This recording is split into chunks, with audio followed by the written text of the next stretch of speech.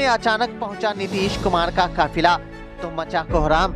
जी हाँ, यह जो तस्वीरें देख रहे हैं यह बिहार के मुख्यमंत्री नीतीश कुमार का काफिला है।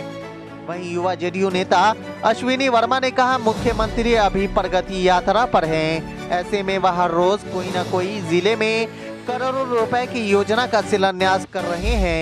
इस दौरान मुख्यमंत्री का काफिला दरभंगा होकर गुजरा तो लोग हैरत में पड़ गए। आखिर ऐसा क्या हुआ कि मुख्यमंत्री को दरभंगा दोबारा आना पड़ा? वहीं उनसे किए गए सवालों पर उन्होंने कहा, एक बार फिर नीतीश कुमार तय हैं और इस बार दरभंगा चुनावी राजनीति में नंबर 1 पर होगा, क्योंकि पटना के बाद दरभंगा में बिहार का दूसरा एम्स बनने जा रहा। तारामंडल, IIT पार्क, एयरपोर्ट और भी कई विकास पटना के बाद सीधा दरभंगा में हुआ तो जाहिर सी बात है दरभंगा में सियासत खूब होगी। और भी कई सवालों पर उन्होंने विपक्ष पर तंज भी कसा है। आइए सुनाते हैं। मुख्यमंत्री का लगातार आगमन कोई बड़ा खेला दर्शाता नहीं है, ये कयास लगाए जाते हैं। और राजनीति में खासकर जब चुनाव आते हैं तो कयासों का बाजार बहुत गर्म रहता है। देखा जाए तो अभी मुख्यमंत्री आदरणीय श्री नीतीश कुमार जी बिहार में प्रगति यात्रा पे हैं, जिसके कारण उनका भ्रमण चल रहा है।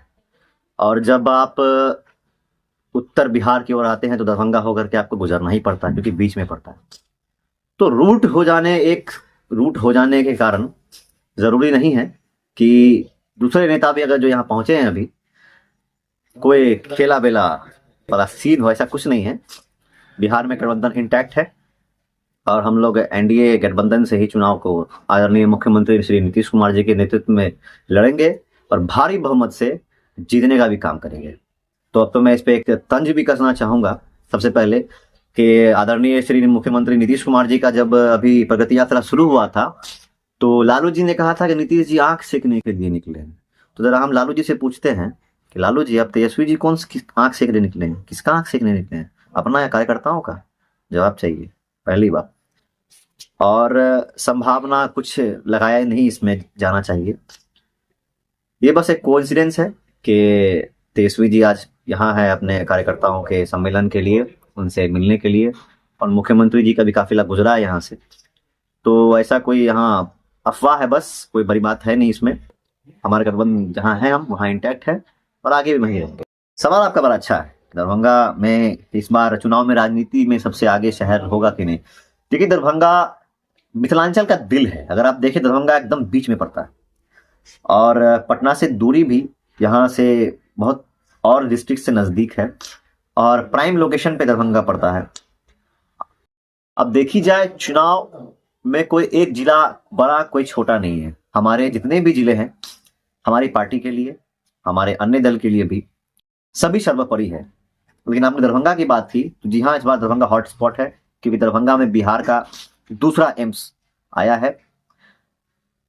एयरपोर्ट आ चुका है, IT पार्क आ चुका है, एक बड़ा भव्य अत्याधुनिक तारामंडल आ चुका है, बस राज्य स्तरीय बस पड़ाव भी आ चुका है, और भी सुपर स्पेशलिटी हॉस्पिटल मुख्यमंत्री जी के कदमों से आने वाला है।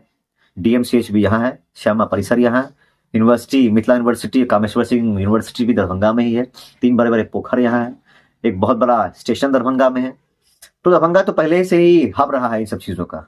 और चुनाव में अगर केंद्र की बात करें तो हाँ, मिथिलांचल का केंद्र तो दरभंगा है और इस बार दरभंगा हॉटस्पॉट रहेगा, क्योंकि यहाँ बहुत सारी विकास की बयार बही है, बहुत सारी योजनाएं आई हैं, आने वाली हैं। तो हमारी सरकार का फोकस सभी जिलाओं पे है, दरभंगा पे, पूर्वांचल में और उत्तरी बिहार में सबसे ज्यादा दरभंगा पे फोकस अगर हो रहा है तो यहाँ का विकास भी हो रहा है और आने वाले समय में भी होगा। मैंने पूछा कि चुनाव आते ही करोड़ों की योजनाएं देने लगे, इससे पहले कहाँ थे? शायद मुझे लगता है कि आपने गलत पार्टी से गलत इंसान के बारे में सवाल पूछ लिया है। ये सवाल आपको अरविंद केजरीवाल से पूछना चाहिए था कि चुनाव के समय में वो कैसे लोग मधु और मन लुभावने वादे लेकर के जनता के लिए आते हैं, उनको बेवकूफ बनाने का काम करते हैं। 5 साल कुछ करेंगे नहीं, फिर बाद में कहेंगे कि हमने बहुत कुछ किया। खैर थोड़ी वो दिल्ली चुनाव बाद में, मैं उस पर भी इंटरव्यू दूंगा, क्योंकि हमारी पार्टी वहां चुनाव लड़ रही है बुराड़ी सीट पे। अब आते हैं बिहार पे। तो आपने पूछा कि चुनाव के समय ही करोड़ की सौगात दे रहे, उससे पहले आप कहाँ थे? शायद आपको आंख खोल के देखना चाहिए पत्रकार महोदय, चुनाव नहीं था या चुनाव था। 22 साल 23 साल के मुख्यमंत्री जी का रिकॉर्ड ट्रैक उठा करके देख लीजिए, उन्होंने कभी भी चुनाव देखकर काम नहीं किया, उन्होंने जनता के हित को देखकर काम किया है। हमेशा उनके विकास कार्य में अपना जीवन खपा दिया है। अगर आप देखें 20-25 सालों में इन्होंने गरीब, दलित, पिछड़ा, आदिवासी, महिला, बूढ़ा, बच्चा, सबके लिए योजना लाए। किसी न किसी के लिए कुछ ना कुछ काम किया ही किया है उन्होंने। इस बात को कोई डिनाई नहीं कर सकता। कहाँ तक गड्ढे में बिहार, कहाँ से कहाँ पहुंचा दिया बिहार को उन्होंने। अभी भी कुछ समय पहले जो चुनाव नहीं था, 2600 बेड का सुपर स्पेशलिटी हॉस्पिटल दरभंगा को उन्होंने दिया।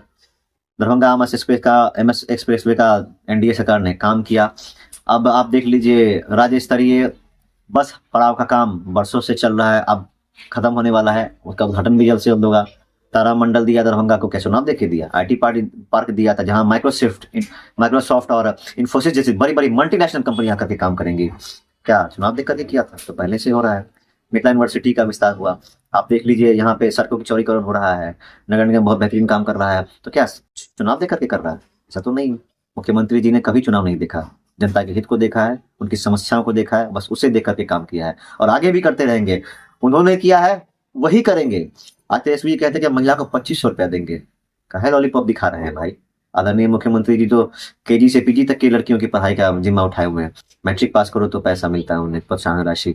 इंटर पास करो तो मिलता है। ग्रेजुएशन पास करो तो 50,000 है। पीजी तक मिलता है आपको, पढ़ती है लड़कियां 3100 रुपया। स्टूडेंट क्रेडिट कार्ड है, बहुत सारी योजनाएं हैं। तो जनता ने जिस पे भरोसा रखा है, जिन्होंने जनता की समर्थन सरकार चलाई है, उन्होंने जनता के लिए अपना जीवन भी खपाया है। तो घबराइए नहीं। 2025 से 30 फिर से नीतीश और एनडीए गठबंधन इंटैक्ट है। हम लोग साथ मिलकर चुनाव लड़ेंगे भी और फिर से सरकार बनाएंगे भी।